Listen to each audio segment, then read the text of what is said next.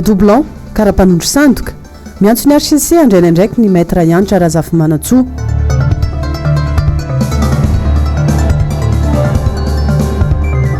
Seni niova resaka mahakasika ireo doublon.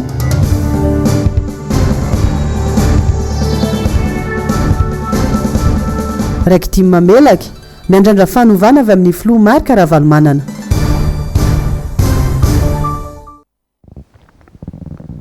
Alarbi efatra martsa roapolo sy roa arivo ankafaliana tompo klasy tompo vavy no tena mitsidika ny tokantranonao ndray tonga soa ato anatin'ny fampahalalam-baovao ny MBS amin'ity alina ity ary dia asaina ampanajany ianao anaraka izany vaovao zany hatramin'ny farany ety ampiandohana dia tianay no mampatsiahy sy mampafantatra anay tokantrano fa manana vahiny ny sampana fampahalalam-baovao ao anatin'izao fotoana ny vaovao zao vaovao avy eny amin'ny lapana nosikely eny vao milatsaka izao ariva izao ao ampandrasana tokoa mahita ny atiny fa anisan'ny vaovao ny tanany sain'ny maro ny fanambarana mezinezina izay nataony teo anivon'ny senina ny voamera maloha tena misahana ny fifidianana tao anatin'izay vaovao zay ihany koa tamin'ny farany herinandro teo iny dia fanontaniana maro no mipetraka ao amin'ny sain'ny olom-pirenena hoe inona no antony ireny vaovao no hoentin'ny seny ireny manangana vaovao amin'ity androany ity Asin'Andre Malala sy toky raha maro lahy. Tsy azo eken'ny saina raha toka tsy misy ny fandraisana andraikitra ataon'ny fitsarana avy momba lalam-panorenana tamin'ireny ampamoaka goavana nataon'ny tompon'andraikitra ambony ao amin'ny seny ireny. Ankoatra ny fanitsakitsarana ny lalam-panorenana maro efa nataon'ny filohan'ny repoblika ankehitriny dia tsy tokony angina ary mila fandraisana andraikitra farak'izay aingana ny fitsarana avy momba lalam-panorenana. Ny réaction voalohany dia ny CENI, ny réaction faharoa dia ny fandraisana andraikitra ny HCC. Eto zany dia tsy misy afa-tsy entité anankiroa no tena karakara ny fifidianana dia ny CENI sy ny HCC raha ny fifidianana filoham-pirenena sy mbavam-bahoaka. Fa ny tribunal administratif koa dia tafiditra ao anatin'izay sy ny conseil d'état. Ireo rehetrarehetra ireo zany dia mandray daholo izay zay fifidianana sy lisam-pifidianana izay natao nanomboka tany amin'ny filoham-pirenena hatramin'ny fifidianana be tanàna namoaka ny didim-pitsarandro ary nijery ihany koa ny lisam-pifidianana izany hoe tafiditra ary anisan'ny tompon'andraikitra mijery an'ireny lisam-pifidianana ohatr'ireny ary fantatritsika tsara zany fa rehefa izay no mitranga dia izay ilay teneko izao hoe misy vokany na conséquence de droit ifandraisana daholo ary mifamatotra zany. Andrasana araka izany mety ho fihetsiky ny fitsarana avy momba lalam-panorenana tao aorianan'iny ampamoaka goavana navoaka ny seny iny. Mbola vaovao fampitohy tamin'ny fifidianana izay nitotosaina ny 17 novambra 2024 lasa teo iny hatrany sy ireo fifidianana teo aloha ihany koa dia nitafa tamin'ny mpanao gazetiny MBS androany ireo solotenan'ny mponina tao Tsiombe raha tsaivina dia tao amin'ity distriktan'ny Tsiombe ity ihany koa no anisany nahitana trangana fandikan-dalàna tao anatin'izany fifidianana izany nefa mbola tsy nahitana vokatra hatreto. Asin'Andre Malala sy toky raha maro lahatra no mitondra an'izay vaovao zay. Tsy misy tohana hatreto ny fitoriana napetraky ny candidat niaran'ny Alabato tany amin'ny distriktan'ny Tsiombe. Raha iverenana ny tantara dia tamin'ny fifidianana farany teo dia zaza tsy ampy-taona maro no nahazo karapanondrom-pirenena ka afaka nifidy. Ny sarina nampirofo mazava izany saingy no lavan'ny fitsarana ny fitoriana napetraka. Nampiakatra an-draharaha ireo niaran'ny Alabato saingy tsy mbola misy tohany hatreto. Pirofo mitohaka amin'ny tenda ary manamafy ny fiaikekeloka nataon'ny CENI izany tranga fahazahoana karapanondro ho an'ny zaza tsy ampy-taona izany. Dia zahay moa zany mahita misy ataoko hoe andraikitra ifampizarana ihany ao anatiny. Andraikitra ifampizarana ny ao anatiny satria iaraha mahita tokoa fa tsy CENI no manome an'ilay karapanondro fa ny any amin'ny district sy ny délégué izay ny intérieur no tompon'andraikitra amin'izany dia eo zany zahay gaga hoe ankizy kely mahazo karapanondro dikan'izany anie tokony efa teo amin'io fitaranana io zany ny intérieur tokony efa nihetsika raha ohatra ka hoe miady amin'izany tsy fetezana zany tsika. Jerenareo tsara nefany tsy fantatray ny fihetsika ataon'ny zareo any ambadika hoe mahafa misy ve ny fanadihadiana mahakasika an'izany fa ny fantatray fotsiny dia hoe hatramin'izao zahay mbola mieritreritra hoe tsisy mihaino le fitarainana zany tsisy mihaino. nefany raha ty ataoko hoe ty fitondram-panjakana zao tariny filoham-pirenena Andrinina Rajoelina zao dia hoe hiady amin'ny tsirariny ny kolikoly sy ny karazany ka raha mba misy ve olona manome porofo ohatran'ireny dia ahoana moa ny fomba hiadina ao an'ilay izy raha ohatra ka ny tompona ndraikitra voalohany ao amin'ilay tanàna efa mianao antsoavo nefa tsy henona ao fomba ahoana no ahafahantsika hiady amin'izany. Ankehitriny dia samy ala andraikitra ary mifanilika amin'ny toerana ny tompona andraikitry ny fifidianana ary samy miezaka manadio tena kanefa ireny alabato bevata niseho tamin'ny fifidianana nifanesitra eto amin'ny firenena ireny dia tsy maty ao am-pony malagasy na dia samy miezaka manadio tena aza ny tompona andraiki-pahefana isa-tsokajiny. Fanampiantso-mpanao gazety teny Alarobia androany ny vaomiera-malotena misahana ny fifidianana na ny CENI anisan'ny votoatiny izany dia ny fanazavana manoloana ny fanambarana izay nataon'izy ireo tamin'ny 20 febroary lasa teo. Germain Menjanahary sy Mathieu Prancine mitondra ny ango-baovao. Fandaminan-dresaka no azo ilazana ny valan-dresaka ho an'ny mpanao gazety izay nataon'ny CENI teny Alarobia izay fohy be ny ity vaomiera ity androany faefatra ny volana Marsa. Mazava ny voasoratra eto momba ny antsoina hoe doublon saingy androany dia nambara indray fa tsy olona miverimberina imbetsaka ireo na doublon fa olona samihafa fa manana karapanondro mitovy laharana fotsiny. Noho izany nambara fa tsy mahakitika ny fahamarinan'ny fifidianana velively ireo satria samy afaka nanatontosany adidiny tampahamarinana teo amin'ny fandatsaham-bato ireo olona ireo. Tamin'ny zoma 20 febroary lasa teo ary namoaka antota-matsika vitsivitsy voalaza niaraka tamin'izany ny isan'ireo olona manana karapanondrom-pirenena mitovy ao anatin'ny lisitra. Voalohany dia amafisinay fa tsy olona miverimberina imbetsaka na doublon ireo olona ireo fa olona samihafa manana karapanondro mitovy. Tsy doublon reo fa olona samihafa manana karapanondro mitovy. Faharoa, tsy trangan-javatra vaovao ny fisiny io tsy fahatomombanana io fa toe-javatra efa nisy foana tao anatin'ny lisam-pifidianana nolovaina ary nitombotsy kelikely nanomboka tamin'ny fanavozana ny liste refonte tamin'ny 2012.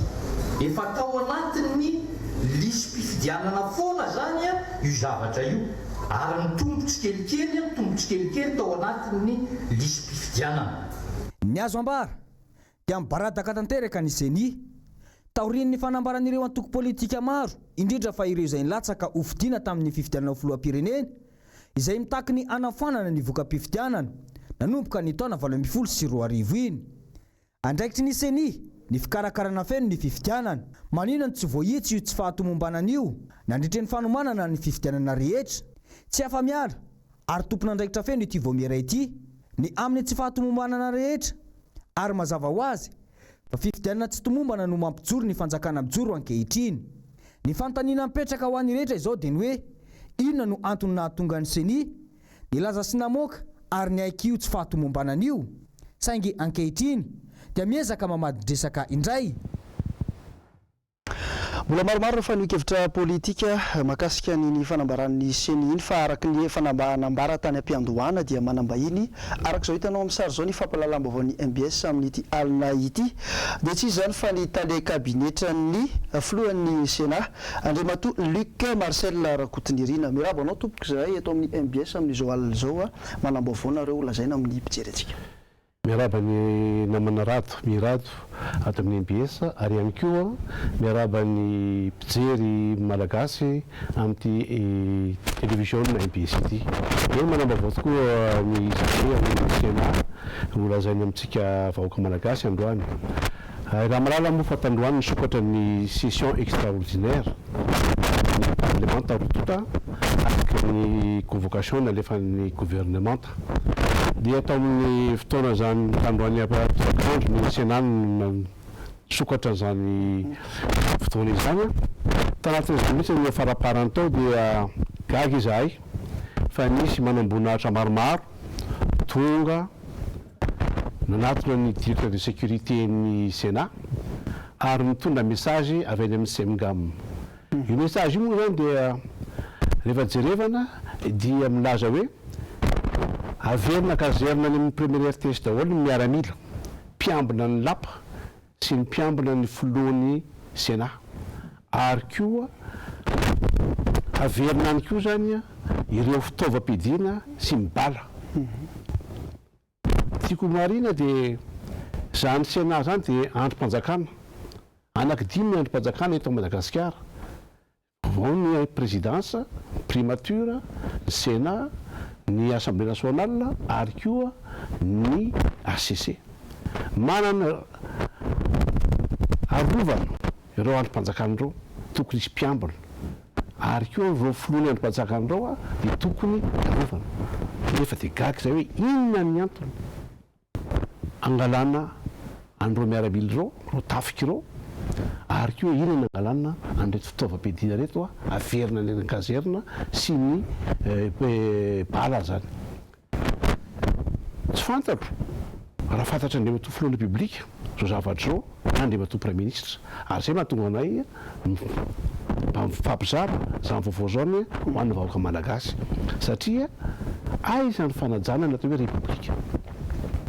Republika antsika dia bicameralisme, misy ny Sénat, misy ny Assemblée nationale.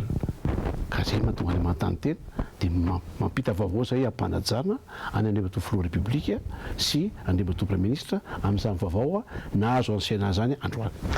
Araka ny fomba fijerinao azy ve Andriamatoa tale kabineta mety misy hoe ambadika politika sa hoe misy disadisa ve sa ara-dalàna ve zany fihetsika zany? Réserve manontany tena na manamorado hoe inona ny antony.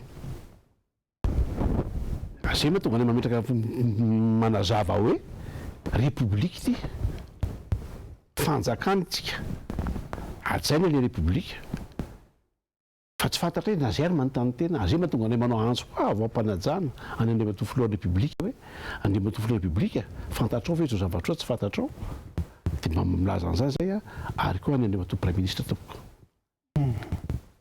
Nisy fanambarana meloa ve zany tao alohan'ny taratasy ity sa tonga dia nentina avy hatrany ireo fitaovana raha ny fanambaranao tsy inona zany dia hoe ny désarmena tanteraka mihitsy zany ny lampananosy kely aloha? Tena ny désarmena total ohatry izy amin'ny teny frantsay hoe nesona daholo ireo fitaovam-pidiana rehetra. Raha azo atao amin'ny teny tsotra dia miboridana zany zao ny Sénat. Ka ity zavatra ity tsy nampandraisina milo zay fa tandroy voarazana nentina tanana ty message ity nentina tanana. Ty message ity nentin'ireo manamboninahitra tanana meny amin'ny directeur de sécurité. Teony eo ihany tsisy hoe fetrandro hoe raha piso na afaka maraina fa teony eo ihany dia nentina napodina ireo miaramila ireo nentina ireo fitaovam-pidiana ireo. Ary ny hariva io koa zay dia nahazo téléphone hoe ho alaina koa ireo polisy izay garde rapproché amin'ny président Sénat. Lasa ny saina, lasa ny eritreritra hoe fa inona loatra e? Resaka olona ve? Aiza dia institution mipetraka amin'ny fantaniana tompoko. Fantaniana mipetraka ho an'ny fitondram-panjakana zay fantaniana mipetraka ho an'ny tokantrano ihany koa. Tsy avelanao tompontrano miona ianao fa ho ampahafantarina eto ihany mitohy an'izay toedraraha eny amin'ny lapan'ny antenimieran-dolona izay. Angasitrahana feno ianao Andriamatoa tale kabinetra ny filohan'ny antenimieran-dolona Andriamatoa Luc Marcel Rakotiniaina ny vahiny tato anatin'ny fampahalalam-baovao ny MBS fa mitohy ny vaovaontsika amin'ity alina ity manoloana indrindra ilay fanambaran'ny CENI teo iny ihany koa sy ny varandresaka nataony ho an'ny mpanao gazety androany dia nitondra ny heviny ihany koa ny mpandalina politika sy mpandalina ny toedraraha misy eto amin'ny firenena i Serge Zafimahova tetsy amin'ny trano fonenany makasika indrindra iny fanambarana izay miteraka resabe iny andinindinizay avy hatrany eo amin'ny sariny Mano Randriamalala. Intelo sady zay no nivady tela ny CENI tsy fahamatorana ve sa hiaran-trindry araka ny feo mandeha tokoa na izany na tsy zany anefa dia tomponantoka tanteraka amin'ny fiantraikan'ny fanambarany ity voamerana mikarakara ny fifidianana ity. Na tiana na tsy tiana misy crise politique ankehitriny eto Madagasikara.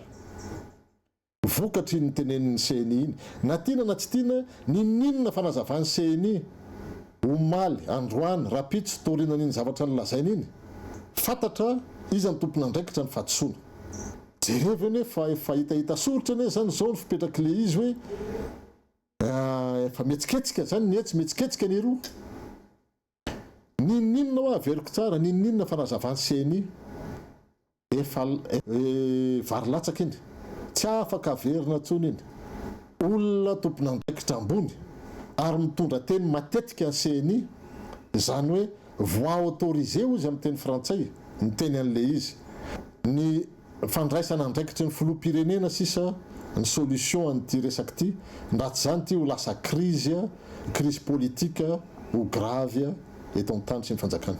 Ny vitsy mikitra ny irery fa misy tompona andraikitra maromaro ihany koa ny ray petsapetsa tamin'ny fikarakarana iny fifidianana feno osikiny nahoana izy ireo ny mangina ankehitriny. Iza moa ny tompona andraikitra ny resaka hoe lisy mpifidianana sy ny resaka hoe ny organisation amin'ny fifidianana. Tompona andraikitra mpanjakana taritin'ny premier ministre sy ministre de l'intérieur satria azadino nefa ao anatina tetezamita ny chef d'état par intérim eny tsy dia manana fahefana firy fa ny premier ministre ny tena manana fahefana zany ny expérience ny ainana foana zany tao anatin'ny tetezamita teto Madagasikara. Premier ministre amin'ny fotoan'io Andriamatoa Tsay Christian aleo azava le izy amin'izay tsy diso le anarana. Ny olana faharoa dia eo anivon'ny CNI laza izy fa vonona daholo ny zavadretra.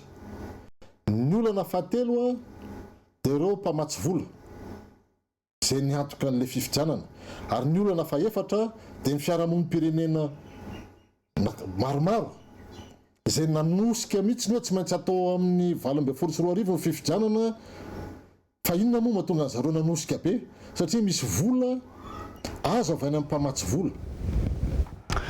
Faraky ny fanambara atao anatin'ny fandraisan'ny sampana fampahalalam-baovao vahiny teo dia nisokatra tamin'ny fomba ofisialy teny Tsimbazaza ny session extraordinaire na ny fivoriana tsy ara-potoana ho an'ny teo anivon'ny antenimieram-pirenena saky tonga teny an-toerana avokoa ireo solombavam-bahoaka nanatrika izany fivoriana izany. Njava Andrema efa sy tokora marolano mitondra ny vaovao.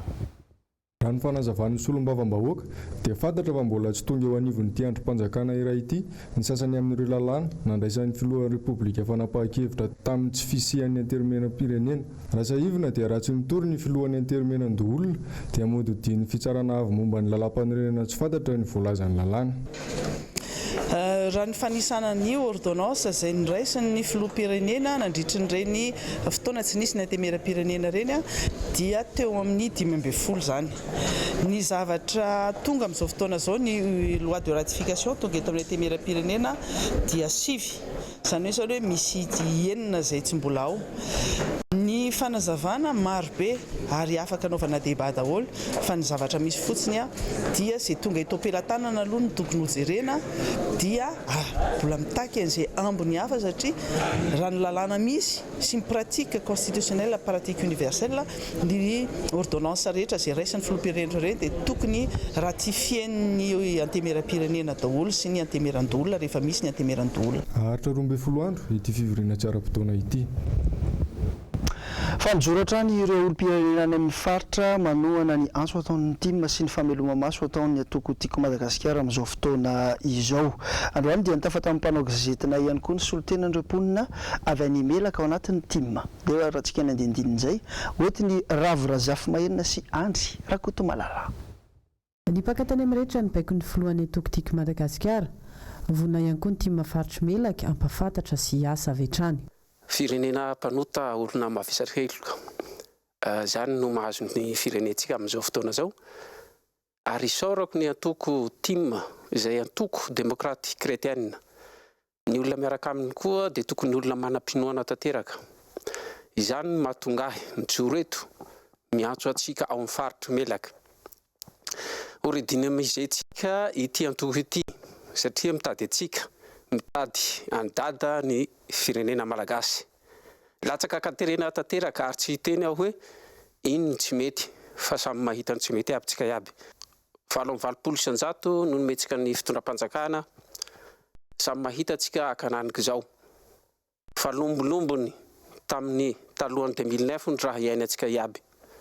Koa mikaiky anareo zahay nareo namana tia mifatao faela mikaiky anareo koa zahay maniry eritseritsy hilitsy tima ho avao zitsika manomboka amin'ny fokotany la ziska roy andingolingony any ireo zay ataotsika hoe pitariky mikaiky atsika aro lahy andaotsika zaho mivola fa ndrata raha raiky tsy vita hôpitaly manarapenitra tsy tompoko tsy raha natao ho an'olo mahantra ary hitanareo soa zao ary teneniko aminareo fa ny hôpitaly manarapenitra eto Antananarivo tsy raha misy mitsabo reo olo manakatao reo.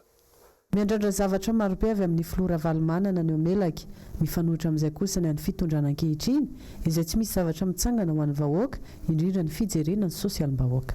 Tena miandrandra ny Filoha Marc Valimanana zahay fahaiza mitantana ny fahaizany mifandray amin'ny any ivelany zay tena hita tokoa fa tena miaro ny maha malagasy. Tena fanenena bevata ho an'ny faritsy Melaky ny nampandany sy nanao hevitsy ny hampalany izao fitondram-panjakana zao. Ho an'ireo zay nampifidy izao fitondram-panjakana zao dia zaho ary mbo mikaiky anareo miavia anareo mipoliana aminay etoy. Zahay nahazo amin'ny isam-bato ambany dia ambany aza dia mbola sahy miteny hoe mbola toy zahay ary tsy maintsy alainay amin'ny fomba demokratika koa ny fitondrana na hoela na hoaingana dia tsy maintsy alainay ary fa manomboka mihetsika zahay zao. Fanototsaina teny amin'ny Carleton Anosy Androany nanomboka tamin'ity androany ity ary mbola itoy rampitso ny fampiofanana ireo rafitra rehetra mpampianatra lalàna eto Madagasikara teo amin'ny sehatra ny famotsimbola, ny famatsimbola, ny asa fampiororona manodidina indrindra ireo izay no tanterahana mandritra ireo andro. Ny andinindin'izay oety ny Jessica Miray sy Tahiriniana. Mpisehatra eo amin'ny fampiarana ny lalàna eto Madagasikara ireto manatanteraka atrikasa eto Anosy ireto. Isan'izany ny fitsarana, ny Gendarmerie-Pirenena, ny Police-Pirenena ary ny Bianco.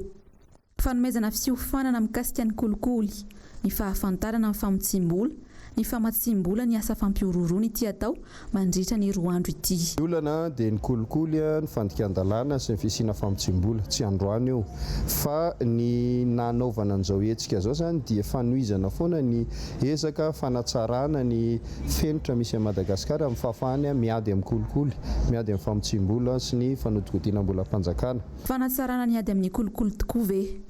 Tsy misy fandeferana na tolérance zéro eo amin'ny lafin'ny kolikoly no anisany no dradradradrainy ity fitondrana ity. Raha tsy ahivona nefa, araka ny taritra navoaka ny Transparency International Initiative ny volana janoary lasa teo dia vao miaharatsy aza ny toeran'ny Madagasikara eo amin'ny ady amin'ny kolikoly.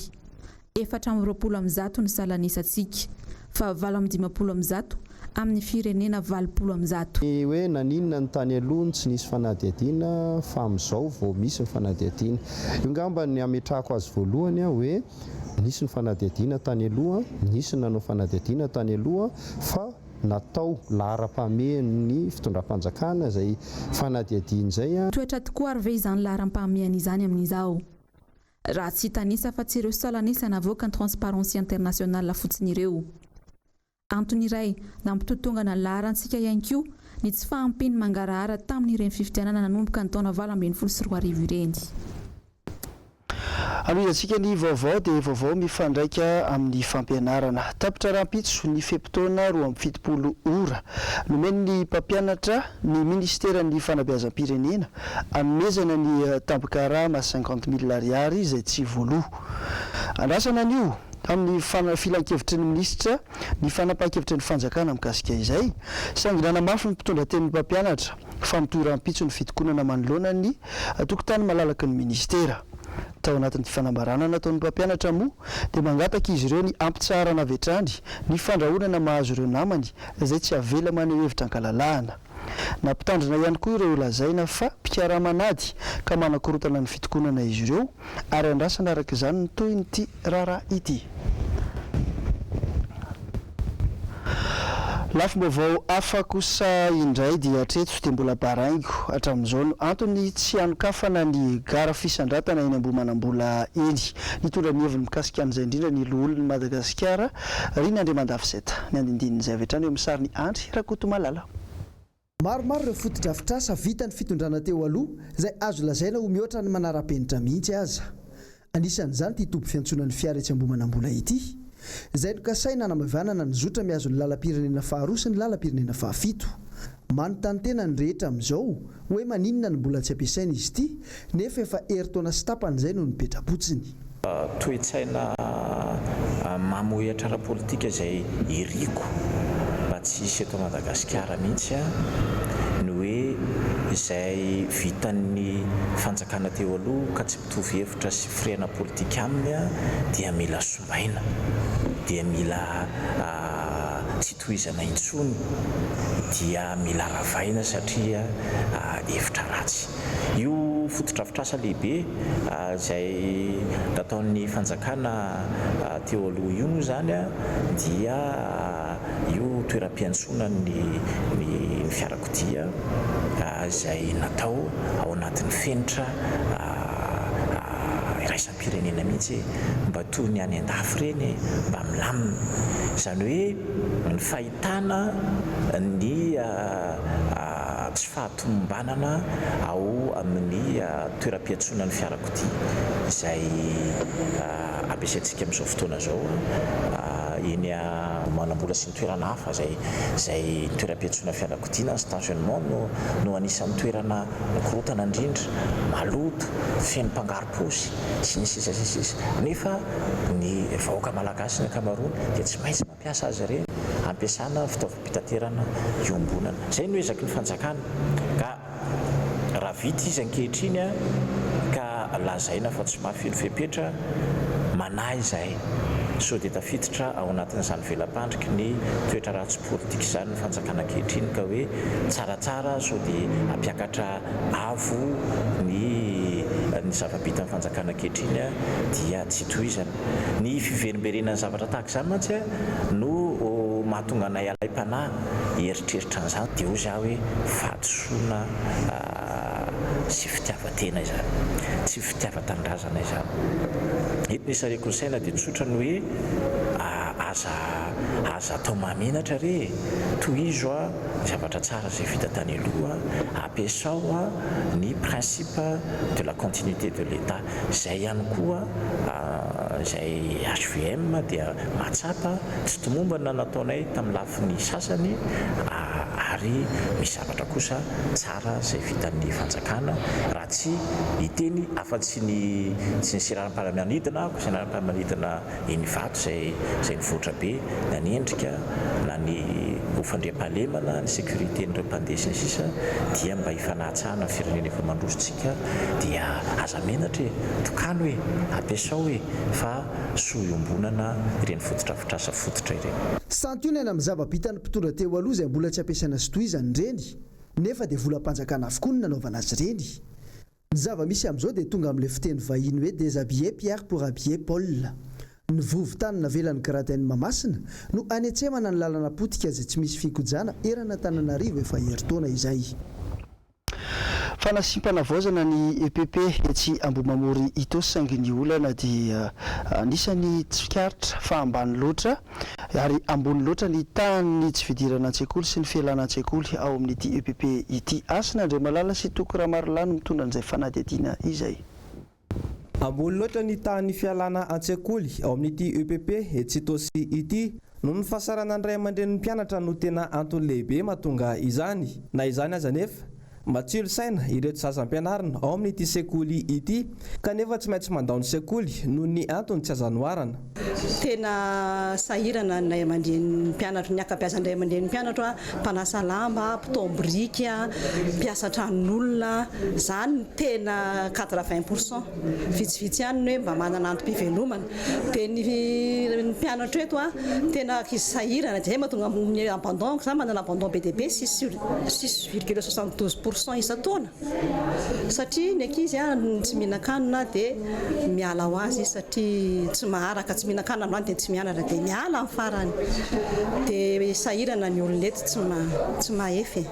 Ho an'ny androany dia notokanana ny hevitram-pampianarana nasipana vaozana izay natsoroa ny fiangonana FM Foa. Hita ihany koa zany ny mpianatra ato zany mamoaka maneho mangetaeta fanampiana izy, mangetaeta promotion na fianarana mangetaeta fanampiana amin'ny lafiny rehetra na ataontsika hoe sarotra be le situation ty mantra le olona. Ratsy dia ratsy ny lalana eny Ambotrimanjaka eny amin'izao fotoana izao manoloana izay indrindra dia nampiantso ny mpanao gazety ny ben'ny tanàna n'Ambotrimanjaka tamin'ity androany ity nanao fanadihadiana teny an-toerana i Germaine Menjanahary sy Tahiriny Aina. Fototra mamaritra ho kominina Mandroso ny fahatsaran'ny lalana makao aminy. Ho an'ny kominina Ambotrimanjaka manokana dia ny fotoam-pahavaratra no sakana tsy ahafahana manao ny asa izay fiaraha-miasan'ny kominina sy ny mpiara-miombonatoka amin'ity kominina ity. Ambotrimanjaka Mandroso no targetra ho an'ny ben'ny tanàna. Tsisy lalana azo amboarina zany rehefa tonga teto aminay ny teknisianina rehetra na antsoina mahay lalana zany tsy azo atao ny lalana tsy azo amboarina le lalana raha tsy mitsara tanteraka ny orana fa mialoha farana Ambotrimanjaka mialohan'ny tsenabe na hitsara ny orana zany na tsy hitsara dia tsy maintsy amboarintsika aloha lalana mampifandray antsika amin'ny Tananarivo.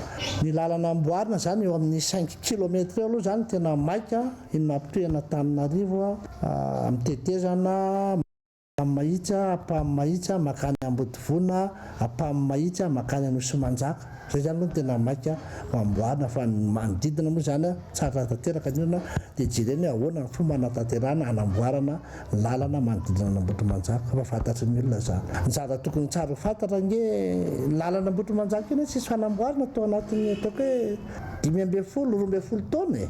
Fa zany hoe rehefa nahitany io zany no tena dia zay ny antony ampisiny eto Ambotrimanjaka.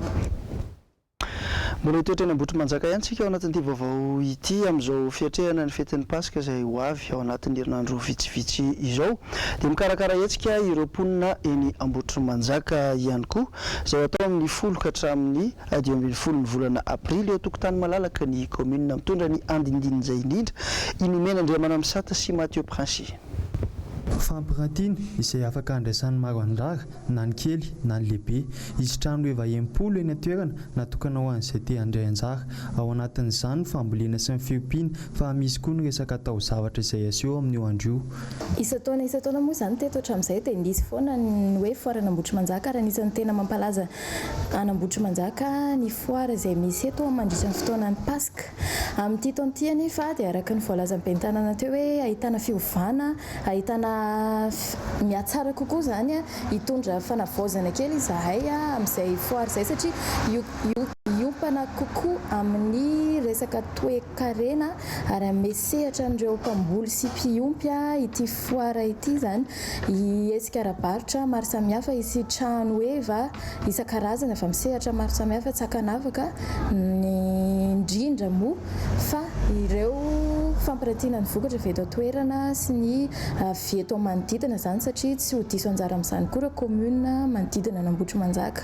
Tsy ho latsa-danja noho ny tamin'ny herintaona lasa koa ity hetsika amin'ity indray mitoeky ity satria dia efa voamoana mialoha avokoa ary hiantsona ny maro izay liana amin'ny resaka ara-barotra sy fampirantiana. Endrika fandaminana zany dia efa voaomana ary voapetrapetraka satria tsy toy ny isa-taona hoe gaboraraka paritaka be zany ary tsy hita sokajiny ny fametrahana ny resaka varotra sy ireo olona izay mitsidika ao anatin'izany foire izay karakaraina izany efa natokana mihitsy ato voapetraka ho an'ny mpivarotra ary voapetraka ho an'ny parina ary voapetraka ho an'ny resaka fijerevana ny hiragasy ary voapetraka ho an'ny zavatra maro samihafa ireo mpivarotra majinika zany ao anatin'ilay izy efa vonona ny fandaminana ny resaka sécurité ny lalana hoezahana karaza azo atao ny fanamboaran-dalana efa vonona ny amin'izany moa commune hanao izay vitany amin'ny fampiatranona veny amin'ny araran'ny lalana zany ny parkina dia hoezahana araka izay atao satria mampimenimenina mpitsidika foana hoe aiza ny parkina ahafahanay mamonjy zany foire eny Ambotrimanjaka zany dia efa nomanina moa zany ny parkina ahafahan'ny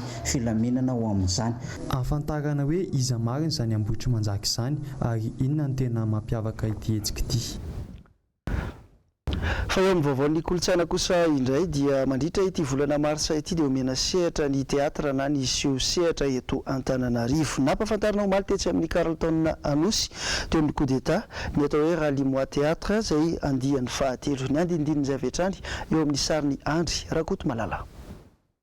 Ny 17 martsa no andro maneran-tany ho an'ny teatra na ny siho sehatra. Kolontsaina sy kanto tsy mbola nilozan'ny toetrandro ny teatra.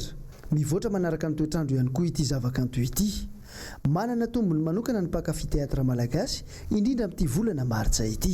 Ity zany isan-kerinandro dia misy seho foana 7 mars fa 7 ny volana mars fa 9 ny volana mars zao ny amin'ny herinandro ity dia efa misy hetsika ao anatiny izay ralimoa théâtre izay ny 7 mars moa les voix de ny mars fankalazana ny andro ny vehivavy dia misy seho manodidina izay ny amin'ity taona ity ny tena mampiavaka azy moa zany dia le hoe voalohany indrindra aloha ny fusina tanora izay tsy mbola matianina amin'ity kotanena amin'ilay matianina hoe tsy asa ny io fa tanora izy tia théâtre dia nataonay mena sehatra ny tanora tia théâtre tanora te hanao théâtre dia nomena sehatra izy amin'ny 8 mars zany io ho avy ny lycée Itosy aloha voalohany faharoa ihany mampiavaka dia manana vahiny zay vahiny avy amin'ny Suisse ny anankiray mpilalao atsehatra avy amin'ny Suisse indray dia misy ihany koa ny mpilalao improvisation théâtrale avy amin'ny La Réunion izay ho avy hiaraka nomana spectacle d'improvisation aminay izay zany no anisan'ny spécificité dia mazava ho azy ilay fiaonana amin'ny olona hanazava hoe inona zany artiste tahaka ny zavakanto sy ny talenta ananan'ny olona rehetra ny fanaovana ny théâtre taniketsan'ny kolontsaina malagasy isan'ny ratan'ny mpanakanto maro ho an'ny mpanao théâtre malagasy dia saika miompana avokoa amin'ny resaka fiarahamonina tsy manavaka saranga ihany koa ary mety amin'ny sokajin'olona rehetra ny théâtre ny théâtre ohatran'ny zavakanto rehetra tsy eo izy dia plafone na hoe eo izy dia mijanona eo dia hoe ty nefa nataonay tamin'ny 10 taona ka alao hijanona amin'izao fa miova foana arakaraky ny zao ny tiako atao zao ny zavatra hitako amin'ny tontolo manodidina satria ny théâtre ataontsika hoe vision fomba fahitana fa atao ho ampisehoana sy fitinina ny zava-misy manodidina zay betsaka ny lina ary tsy maharaka raha izay manokana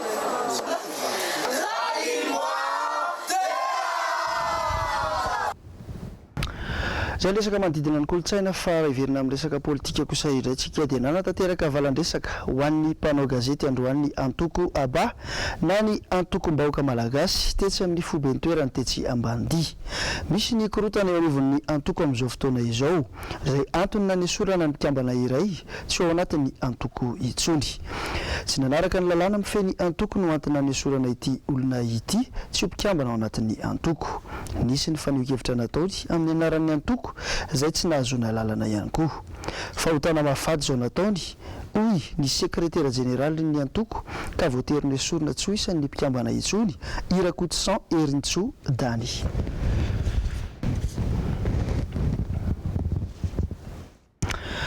mandidina ny fahasalamana resaka coronavirus kosa indray ao anatin'ity maresaka iraisam-pirenena ity dia samy mandray ny fipetra tandrify azy avokoa ireo firenena maro izay efa nahitana ity valanaretina ity hatrany Eropa, Azia ary aty Afrika ihany koa.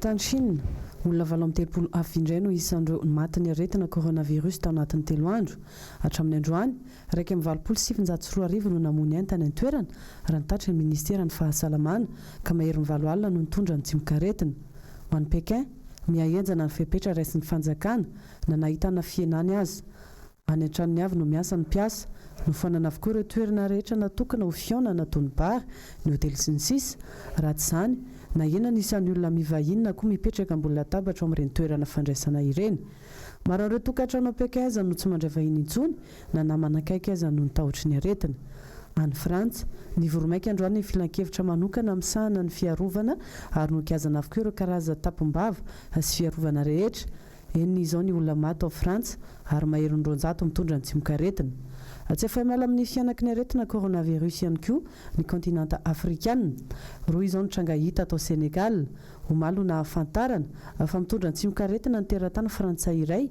manodinina ny 20 taona ny sabotsy teo no tonga tao Senegal lehilahy natoka monina avy hatrany ao amin'ny hopitaly ao Fann any Congo natokamonina ihany koa ireo olona rehetra avy amina firenena nahitana trangana coronavirus tsy mbola misy ny tranga hita hatreto Congo saingy efa etitra ny fanjakana mandray fepetra isoroana ny fianaky ny aretina.